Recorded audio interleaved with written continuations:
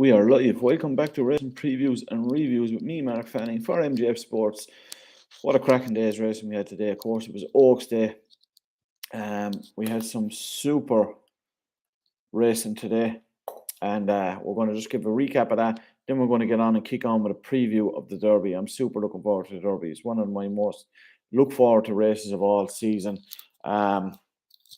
But before that, let's just give a quick recap of today's action. We kicked off at 2 o'clock at the Woodcourt. It was the only 2-year-old race over the 2 days.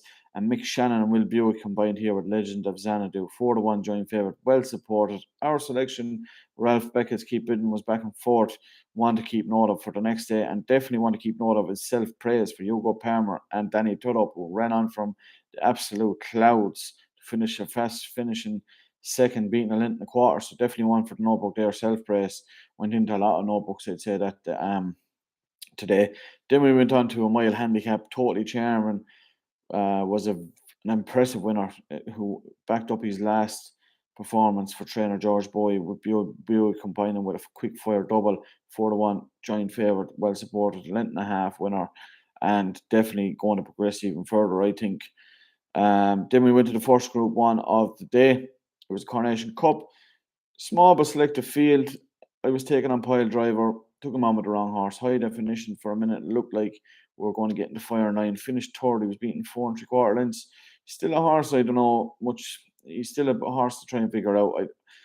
I think he's just a horse to watch rather than support. Support him without backing him, if that makes sense. But he's definitely a horse with a lot of ability, and he's still thought very highly of.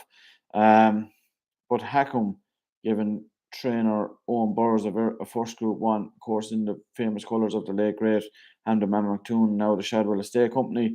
11-4, very well supported. He beat Pile Driver by a whopping 4 1/4 lengths. Emotional scenes as it gave Owen Burrows his first Group 1, and with Piney colours as well, Hamden was a very big supporter of the yard, and to give the famous colours their first group, the yard's first Group 1 at special scenes. And then we kicked off with a handicap over mile 2, and Roger Varian and Andrea C combined here with Royal Champion. 14-1, very impressive winner. 2 3/4 lengths winner of Soto Sizzler back in second. Definitely a horse that was well handicapped and will look to progress even over the summer. I'm looking forward to seeing this horse run again. I think he was a little bit ahead of the handicapper, this lad. And then we went with the feature race then, which was our only winner of the day. But we advised last night 9-1 Tuesday. Been a bit lucky, but then again, we'll take the luck. A short head winner of Emily Upjohn back in second, but take nothing away from this filly. She battled still. Emily Upjohn, you could say, was an unlucky loser, but Tuesday is now an Oaks winner, and I think Ryan Moore's just right now to be skin again this year. He gave it a cracking ride. Of course, Emily Upjohn had an untidy start, missed the kick by a couple of lengths, and then Frankie was uneasy for a minute to see was their shoes still intact. It was. Came with didn't even look like he was going to get involved when he jumped off, and came with a sweep and run. Looked like he was going to swallow them all up. Did, bar one Tuesday, and we were the lucky end of that. So a great result for the day in the end, and of course another classic winner for Aidan O'Brien and Ryan Moore. But now that was Oaks Day in the bag. Let's kick on with the feature, the Derby. But before the feature race, let's start it all with the first race. It's off at 2 o'clock. It's a super tough 3-year-old handicap. We've got 15 runners going to post. I like the Marco Botti trained Andrea Azzini ridden Warhorse. We last seen him winning a mile 1 handicap, and although the margin was only a length, I think he eyed a little bit in front, and it could be still a little bit up his sleeve. He beat Hugo Palmer's Knowlton Cross, who was back in third, got promoted to second. A little bit of a messy, scrappy finish between the second and third. He got second, but at 9-1, with Boys first playing the first 4 in the race, first 4 places in the race, I like this horse each way. So Warhorse for me in the first. Then we go to the second race. It's the Prince Elizabeth Stakes for fillies and mares. It's a Group 3 over a mile. We've got 10 classy ladies taking their chance. And I like Sir Michael Stout's Potapavova. I'm after absolutely butchering the name because my mouth is so dry. But Ryan Moore, he could have ridden Andrew Baldwin's Majestic Glory, but opted to stick with Sir Michael Stout's 4-year-old by Invincible Spirit. She was 2 from 2 this season before jumping into. Sorry, she was 2 from 2 in her first 2 starts before jumping into Group 1 company, and then was fourth in the Group 3 at Sandown before disappointing in her final start last year. Her seasonal reappearance, she was second, only beaten ahead behind Roman Mist, who reopposes here, but she done everything wrong. She missed a kick. She raced very keenly, and most times you wouldn't even get home in a race like that. But when Ryan Moore pulled her out and away from the pack, she ran on very well. She showed a very good turn of foot and nearly won. She only went down a neck. And I'm going to stick with the Cheveley Park runner here in the second race. So Potavanova for Sir Michael Stout and Ryan Moore in the second. That's 7-2. That brings us to the third race. It's the Kazoo Stakes. It's a Group 3 over a mile, and Modern News tops the market here for Charlie Appleby and Will Buick at 6-4. But I'm going to take him on with Charlie Hill's Mutasabek. With Jim Crowley in the saddle, of course, retained rider to the Shadwell Estate Company, was desperately unlucky in a mile Group 2, was travelling super and just couldn't get a clear run when it needed to, going down a very painful neck to Sir Michael Stout's Lights On. And coming in third was Alcohol Free, who was a 3-time Group 1 winner. He's coming back down in grade into Group 3 from Group 2.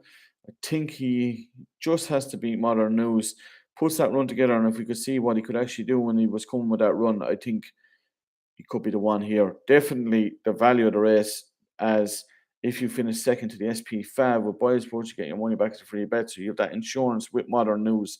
So for me, it's all about Mutasabek here in the third race.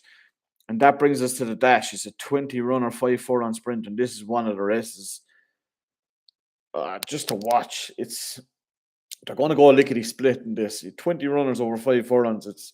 It's a lottery at times. Biosports are playing 6 places in the race, and we're going to need every one of them, I think.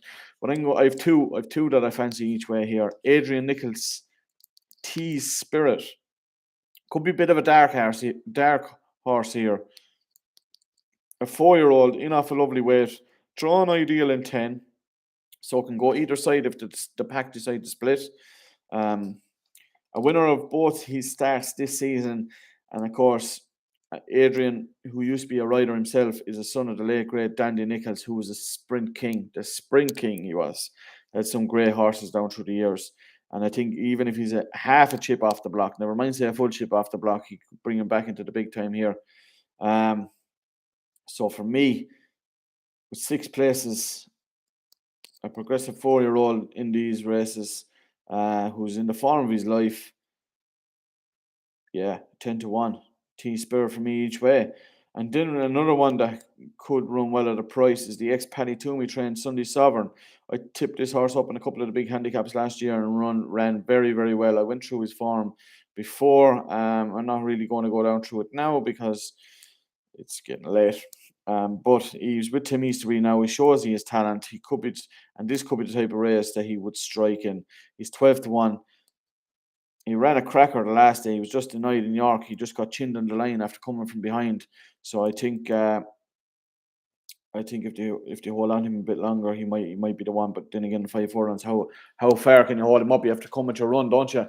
So Sunday Sovereign for me each way, and that's going to bring us to the feature flat race of the year for me. It's definitely breeding wise.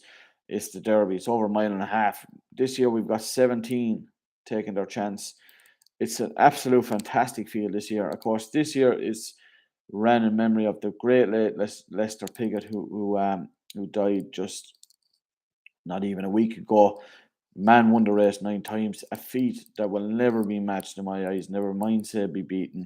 A 9-time winner of the Derby, like, just goes to show you. Look how long it took Frankie Dettori to win one. He's 2 now, but yeah, it's never going to be. The man was a genius, and when you get into racing, if you're not from the racing background, or it's a name that you know, and any jockey coming through that starts when they start blitzing in winners and firing them in, and when they look stylish and everything on a horse, the first thing they say is he's going to be the next Lester Piggott. So it just goes to show you the man is the greatest jockey of all time. No doubt about it. Coming out of retirement at 50, was it 54 to ride Royal Academy to win a Breeders' Cup. Oh, and that race, just watch it back. You wouldn't do that in your 30s, what he done in his 50s, middle 50s at that. So yeah, it doesn't look, people have been talking about him all week. We've read stories, and he was a character, let alone anything else. But yeah, rest in peace, Lester Piggott. But anyway, let's kick on. And 17 runners. There's a crown for Michael Stout takes tops the betting here. Richard Kingscote, who's an absolute support jockey in the saddle, done nothing wrong. Absolutely blitzed him in the Dante the last day. Absolutely hammered during the week. He was into 13 to 8 at one stage. I thought it was that's a crazy price for me. 13 to 8. I don't care. I will not take back a horse to the Derby at 13 to 8 with 17 runners. But he could back up. He's definitely going to be bang there in the mix. And the Dante is the race that Sir Michael Stout targets with his Derby winners. He's done it in the past. So for me, he's the one they all have to beat, but I'm not going to go with him. I'm going to go with Stone Age for Ryan Moore and Aidan O'Brien to make it 2 classics in 2 days. 3-year-old, of course, by Galileo. Absolutely scintillating. He's on his last start in the Group 3 at Leopardstown Derby Trial. And the way that son of Galileo, just hit the line the last day, I thought he was very impressive. So for me, he's about 9 to 2. He could even hit 5 to 1. Stone Age, he's the one for me. I'm going to stick with him. I think he's out to a super price. I had fancy changing of the guard, but I think drawing 16 is just a bit of a big ask. But he's a one that I really liked in Chester. He could run very well. And Walk of Stars for Charlie Appleby and James Doyle. I thought this horse was a little bit. He was still, of course, you could see by him, he's a big raw horse, son of Dubawi. James Doyle, of course, he's won the 1,000, 2,000 guineas in Newmarket.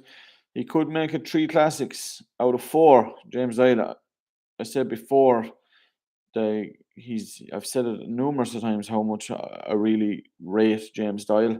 I think he's one of the best riders in the country. And Kieran Fallon was interviewed the other day. He was at the Stars or the Gallop at Epsom. He's of course attached to the Godolphin connections, and he was saying he's the one he would be like to be on each way.